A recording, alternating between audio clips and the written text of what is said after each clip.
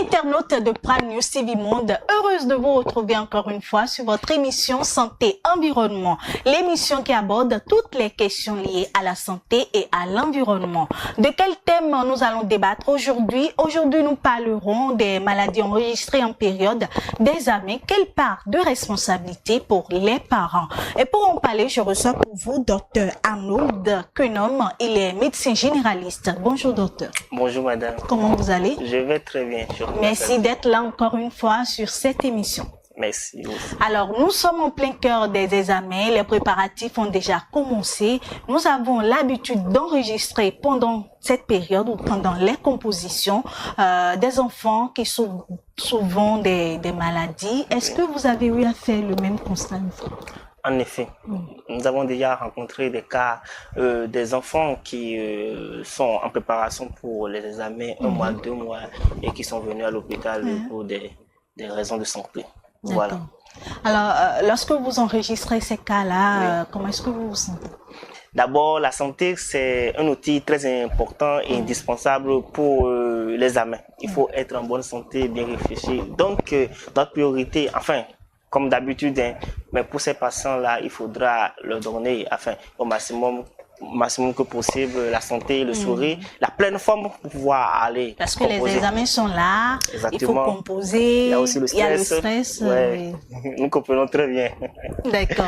Alors aujourd'hui, nous allons parler de ces maladies-là souvent enregistrées pendant cette période. Alors, parlez-nous-en. Plusieurs maladies peuvent venir. Plusieurs maladies, les patients, les enfants peuvent avoir plusieurs maladies. D'abord, il faudra comprendre que notre période d'examen au Bénin ici coïncide avec la saison pluvieuse et les pics de maladies. Il y a beaucoup de ces enfants qui viennent à l'hôpital pour des maladies infectieuses. Maintenant, en dehors de ça, les enfants peuvent avoir n'importe quelle maladie, autre maladie et venir. Il y a des patients que, au cours d'un bilan systématique, puisqu'il y a des parents qui viennent pour des bilans systématiques, on remarque que bon, voilà, il y a un petit trouble, ou bien il y a un truc qui était caché, il y a peut-être une maladie qui était cachée, et on découvre et puis on les traite favorablement. Voilà. Alors, quelles sont souvent les maladies là que vous enregistrez? Quand les enfants viennent, qu'est-ce qui est souvent diagnostiqué? Ce qui est souvent diagnostiqué, c'est le paludisme. À notre période, c'est le paludisme. La maladie qui est plus constatée en consultation dans notre période, c'est le paludisme. Maintenant, il y a récemment un cas que j'ai reçu, c'est une jeune demoiselle qui se prépare pour le bac et elle était diagnostiquée et il a eu cette période qu'on a traité favorablement. Il y avait d'autres complications, on a traité et puis bon, voilà. Actuellement, ça va mieux. À part le palud? À part le palud, n'importe quelle maladie, je vais dire, les infections ORL. Ça peut être peut-être une angine de gorge, peut-être une rhinite, une inflammation au niveau des voies aériennes ici, l'enfant qui est en train de tousser, ou l'enfant qui est en train de le nez qui coule tout le temps, qui éternue tout le temps, tout ça là sont des maladies. Il y a les maladies respiratoires qui peuvent venir. Et l'enfant qui a mal à la poitrine ou qui respire mal, tout ça là sont des maladies qu'on peut avoir. Les infections au niveau du ventre, au niveau de l'estomac, au niveau des intestins, sont des maladies qu'on peut avoir exactement. Voilà. Alors, on sait tous déjà que quand on prend le palud, c'est déjà causé par une piqûre du moustique. Oui, exactement. Alors, quand je prends par exemple la toux, parce que généralement dans les salles de composition, il y a des enfants qui toussent. Qu'est-ce qui peut réellement causer D'accord. Il y a beaucoup de choses, puisque la toux, c'est juste un signe. Donc, ce signe peut être présent dans plusieurs maladies. D'abord, il y a un aspect que j'aimerais évoquer. Il y a des personnes qui sont prédisposées à faire des allergies de façon répétitive. Des patients lorsqu'ils sont exposés à la poussière ou elles sont exposées aux odeurs fortes, au parfum, tout ça là, le nez commence par couler. Et si on n'arrête pas cette inflammation, mais ce processus-là, ça peut donner une infection pulmonaire par la suite si rien n'est traité, ou même si c'est surinfecté, il y a d'autres germes qui se sont ajoutés et tout. Maintenant, parlant de ça, de tout, j'aimerais parler aussi des asthmatiques. des asthmatiques, il y a des patients, il y a des asthmatiques. Il faudra comprendre que le changement de climat aussi peuvent les défavoriser et tout. Donc, il faudra savoir les protéger, les éloigner de leurs allergènes, les agents qui peuvent causer la réaction allergique chez eux. Donc, les éloigner de ça. Et maintenant, devant tout signe, il faudra qu'ils consultent aussi et on les mette sous des médicaments de façon adéquate. On traite pour que ça aille bien. D'accord. Alors, quand on parle d'examen, nous parlons de composition, nous parlons de préparatifs. Et c'est la responsabilité à trois niveaux. Nous parlons des enseignants, donc je veux parler de l'école.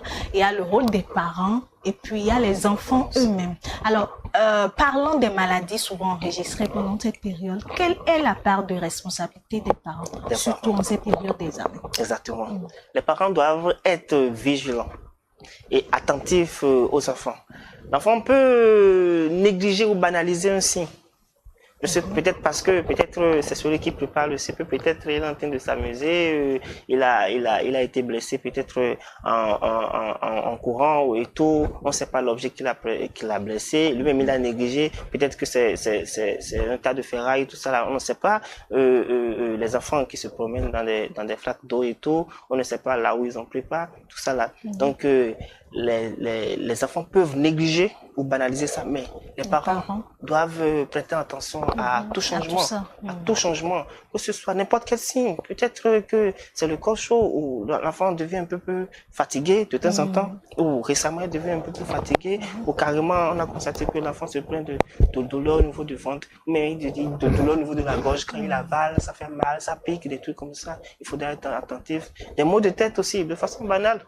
Voilà, il faut être attentif à ça. Et maintenant, amener ces enfants à l'hôpital pour qu'ils bénéficient de soins adéquats. Maintenant, j'allais même encourager les patients, même si pas les patients, les parents plutôt, même si les enfants n'ont aucun signe, ils peuvent venir faire un check-up, un bilan de santé. Bien avant les examens ou pendant les examens? Bien avant. D'accord. Bien avant, c'est mieux. Alors, voilà. si par exemple, tout ça n'est pas fait, et que l'enfant a déjà commencé démarrer les compositions, et il y a des cas de maladie ou de palu, de fièvre et tout, qui est enregistré, quelle disposition le parent doit prendre? C'est possible. Le mieux, s'il y a une infirmerie dans le centre, si l'enfant est en train de composer, ou il y a quelques jours, genre même une semaine et tout, si ça a quelques jours, c'est possible de venir dans un hôpital ou dans une clinique, dans un centre de santé à côté. C'est très possible de gérer ça. Maintenant, si c'est dans le centre, s'il y a de grâce, s'il y a une infirmerie, on amène à l'infirmerie, on le soigne convenablement pour qu'il continue. Voilà, et le temps de revenir après on va pas en arriver là parce que c'est pour ça qu'on est en train de faire cette émission, pour pouvoir amener les parents à prendre leurs responsabilités. Alors, parlons de préparatifs. Souvent, il y a les parents qui négligent, je veux dire, l'aspect alimentation des enfants. Est-ce que vous pouvez nous dire un mot sur cet aspect-là? Oui. Parlant d'alimentation, nous allons parler de la qualité de l'aliment.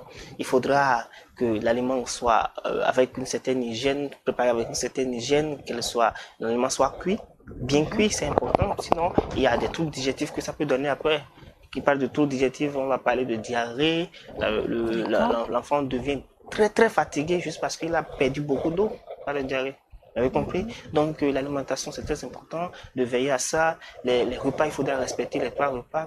Il faut pas autoriser l'enfant à prendre des produits confits. Souvent, des aliments qui comportent assez d'huile sont souvent interdits de consommation. Oui, les aliments il y a beaucoup de sucre. Je parlais des produits confits, des bonbons, tout ça là, qu'ils consomment beaucoup. Non, c'est pas bon. Il faudra surveiller et canaliser l'enfant pour ça. Donc, respecter les repas et respecter aussi l'hygiène de l'enfant. Oui, de préparation et aussi de l'enfant vis-à-vis de ça. Supposons, l'enfant était en train de s'amuser. On ne sait pas là où il a quitté. Il vient, il ne lave pas les mains. Moi, j'ai fait. On lui a servi un repas, voilà, il a commencé à manger. Non, il faudra veiller à ça, l'hygiène et tout. Voilà. Maintenant, les aliments, quand on allons parler de la qualité aussi, il faudra, comme vous avez entamé, des aliments qui soient moins huileux, qui soient moins salés, moins sucrés, pas beaucoup et tout. Il faut respecter tout ça là. C'est important. Et si l'enfant refuse de ne pas consommer les aliments. Qu'est-ce qu'il faut faire? Parce que, bon, on rencontre souvent ces jeunes enfants Oui, dans le lot. il peut arriver. Il peut arriver exactement. Même si vous Le mieux- refusez à l'école, ils répondent. Le mieux, c'est de pouvoir les conseiller, les conscientiser. D'accord. Oui, le mieux, c'est ça, puisque eux aussi doivent être conscients que leur santé, c'est un atout indispensable pour leur réussite. Voilà. Donc, il faudra les conscientiser, les parler. C'est pas si peut-être aller à la chicotte, mais je le conseille pas trop. Alors, je suis à quelques jours des examens. Qu'est-ce que je dois adopter? Quelle méthode adopter sur le plan alimentaire?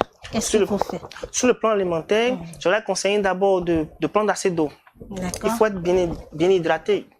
Il faut vraiment être bien hydraté, sinon on peut facilement être fatigué, on peut avoir des maux de tête et tout. Donc il faut être bien hydraté, il faut prendre suffisamment d'eau. Si je conseille aux enfants de prendre 1 litre à 1,5 litre au moins par jour pour les enfants, hein, au minimum. Maintenant pour les repas, il faut respecter les trois repas matin, midi, soir. Le matin, moi je conseille de ne pas manger assez lourd. De prendre des aliments légers et maintenant, à part les repas, il faudra instaurer quelques portions de fruits dans la journée et tout. Et puis, insister aussi sur l'hygiène. Même les fruits crus aussi, insister sur l'hygiène avant de consommer. Alors, dans tout ce lot, qu'est-ce que le parent doit faire? Le parent, voilà. Exactement. Le parent, supposons que l'enfant est chez le parent ou même chez le tuteur. Donc, les préparations à la maison, il doit veiller à ça. Il doit veiller à ce que l'enfant aussi prenne ses repas à temps. Faut pas qu'il dise qu'il est trop occupé peut-être à apprendre et puis négliger le repas. Voilà. L'enfant, le parent doit veiller sur ça. Et j'oubliais quelque chose aussi. Parlant d'alimentation aussi, il faut déparasiter aussi les enfants. D'accord. Il faut déparasiter les enfants. Il faut déparasiter les enfants. Sinon, décomposition. Voilà. Les vers intestinaux peuvent donner des diarrhées et des douleurs de ventre. Voilà. Donc, déparasiter aussi les enfants. Quand on parle d'alimentation, il faut parler de ça aussi. Alors, si l'on constate que l'enfant a commencé par chauffer, qu'est-ce qu'il faut faire? Si ce n'est pas encore la forme grave, comme vous le dites souvent, qu'est-ce qu'il faut faire en tant que parent? Initialement, c'est d'aller dans un centre de santé. C'est dans le temps de santé, ne pas dire, bon voilà, j'ai eu les mêmes symptômes auparavant, donc je vais utiliser les médicaments que j'ai utilisés pour l'enfant, bon voilà, il va se remettre 2 jours là et ça va passer. Ou bien je vais lui mettre du paracétamol. Le paracétamol, c'est juste un calmant pour la fièvre ou bien pour les douleurs. Ça ne traite rien, en rien. Donc, initialement, on les invite d'aller dans un centre de santé pour se faire soigner. Et maintenant, s'ils ont de paracétamol exactement, de donner pour calmer l'enfant avant de venir ou carrément de venir directement si ce n'est pas encore grave. Alors, supposons que les enfants n'ont présenté aucun signe. Est-ce qu'il y a, je ne sais pas, une méthode préventive contre ces maladies-là qu'il faut adopter? Oui. Par les conseils d'abord. Oui, par les conseils. Comme je l'ai déjà dit, sur l'alimentation, l'hygiène et tout ça là, il faudra respecter. L'hygiène corporelle, tout ça là, il faudra respecter. Maintenant, il y a possibilité de faire des bilans. Du bilan plutôt, oui, des analyses pour voir si peut-être il y a quelque chose, surtout le bilan infectieux, on va faire pour le palud, pour la fièvre typhoïde, on va faire les cellules du sang pour voir est-ce qu'il y a quelque chose de caché et tout, c'est tout. Pour prendre les précautions. Avant le jour J. Merci beaucoup, docteur. Alors, un mot pour finir. Oui, je vais encourager les candidats que ces épreuves n'ont jamais été faciles, on se prépare et tout, et les rappeler que la santé est indispensable pour leur réussite. Donc, il faut y penser, il faut prévenir, c'est mieux que guérir et ça va favoriser la bonne santé et les bonnes compositions. Maintenant, pour les parents de veiller aux enfants, les signes qu'ils vont présenter et de faire une consultation précoce devant n'importe quel signe. Ne pas faire des automédications ou de donner des tisanes et tout, mais aller d'abord à l'hôpital pour savoir ce que l'enfant a avant de faire autre chose. Merci beaucoup. Je vous en prie, c'est moi. Merci, on espère vous retrouver très prochainement sur d'autres numéros. Je suis ravi. D'accord. Merci beaucoup, amis internautes. Merci de nous avoir suivis et à très bientôt.